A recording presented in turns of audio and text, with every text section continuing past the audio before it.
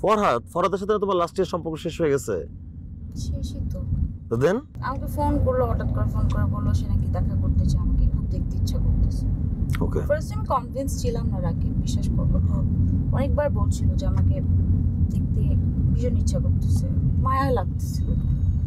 আসলাম, কিন্তু আমি বললাম যে না, কোনো পাস্ট ইস্যুস নিয়ে কথা বলতে চাই না। ওর মতো বয়ফ্রেন্ড আমার নাকি সাত কপালের ভাগ্য, এরকম একটা বয়ফ্রেন্ড পাইছি। আচ্ছা, বুঝতে পারছি। আচ্ছা, বাই দ্য ওয়ে, ওই ৬,৭০০ টাকা বিলের কাহিনীটা কি? ওরা কি তোমাকে এই বিলের জন্য তখন বসায় রাখছিল? ওরা কি তোমার সাথে খারাপ ব্যবহার করছে?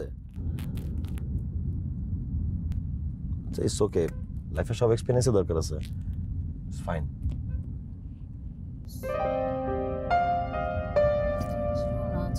আমার সাথে কিছুক্ষণ থাকো। আচ্ছা যাও, থাকলে আমি ভালো। চোখে যাচ্ছি না, আমি আছি।